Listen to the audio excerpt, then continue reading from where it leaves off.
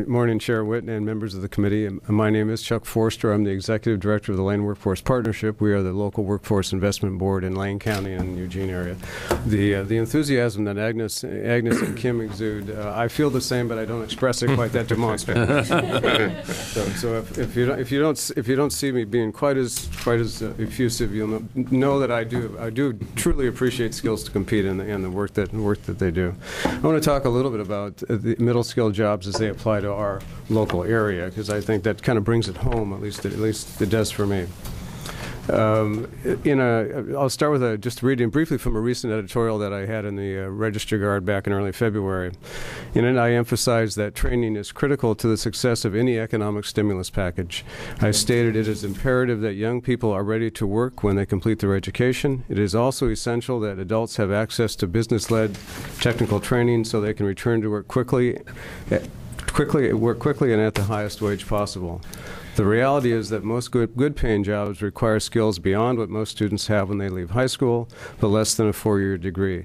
And these good-paying jobs are those middle-skill jobs that we've all been talking about this morning.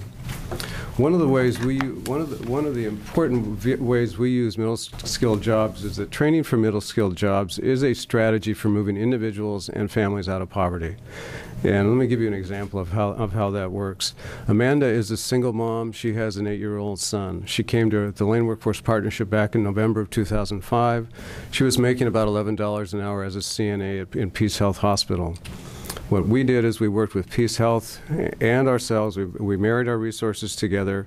We created a plan for her where she became a licensed practical nurse a year after she visited with us. Another year later, she became an RN, and she completed a program in June of 2007, making $26 an hour. It's a tremendous change for her.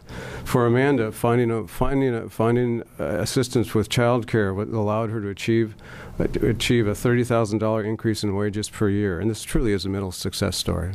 Vice Chair Huffman. Thank you, Chair Witt. Chuck, how did she find you? You know, it's interesting, Representative Huffman. We have, a number of years ago, created a relationship with Peace Health Hospital where we embedded our staff in the Human Resources Department of that hospital. And we developed a strategy where we would work with the hospital to identify low-wage workers that they felt had potential, and then we would marry our scholarship resources with the hospital scholarship resources to develop a long-term plan. And those individuals would continue to earn and learn until they met their goal. And we provided staff support along the way as well for case management and support services at the same time. It's been a strategy we've been using now for probably 5 or 6 years, and you know we've graduated over 30 individuals, all with a post-secondary degree of one kind or another, and a number of them are now RNs in our local area.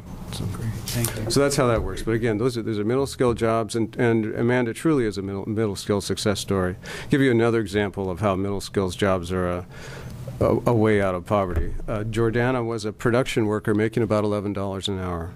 She came to us in the fall of 2003, and she didn't have the prerequisite skills to get into the nursing program. So we provided support for her to get those prerequisite skills, and 2 years later she finally entered the nursing program. She and ultimately graduated in the spring of 2008. This was a 5-year journey for her, and while she was doing that, she also was taking care of a young son. But by the time she was done, she was earning $57,000 a year. It was a 5-year journey, but it was a good investment for her, and again, a good example of how middle-skill jobs can help move people out of poverty. There's another point to her story, however, that I think is important to keep in mind, and that is that it is important for individuals to access middle skill education and training at whatever point and pace makes sense for them. She couldn't do it in 2 years. She couldn't do it in 3 years, but she could do it in 5 years because it worked for her, it worked for her family, and it worked for her resources. And I think we need a structure within our state that allows people to do that. And you know, unlike most of you, this is probably the most troubling economy that I've ever seen, and I wasn't around the Depression, although some people might think I was, but I was not. You know, our unemployment rate in Lane County is officially about 12%. I would venture to say it's probably higher, 12 to 15%, and it's tragic.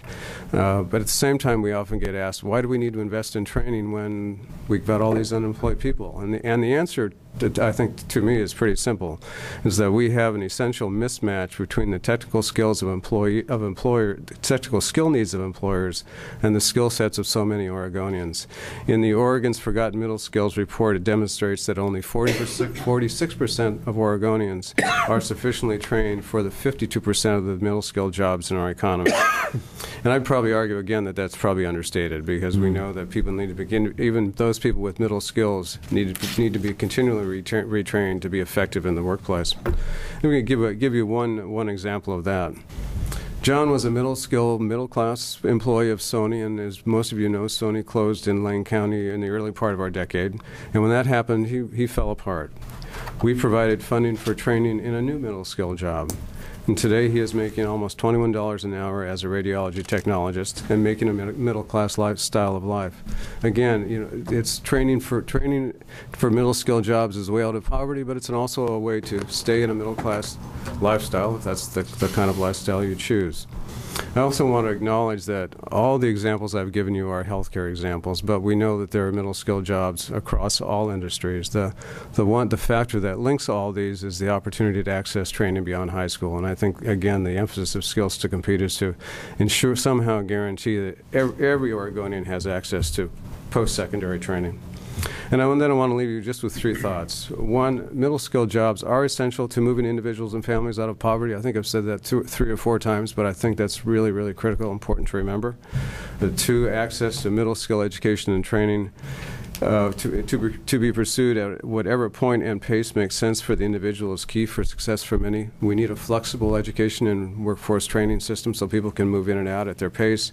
And if it takes 5 years, it takes 5 years. If it takes 2 years, it takes 2 years. Whatever it takes.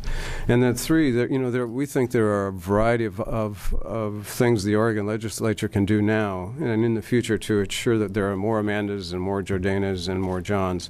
For example, providing greater access to scholarships for non-traditional students, covering the cost of child care for parents and training programs, and to continue to support for community colleges to train for middle skill jobs.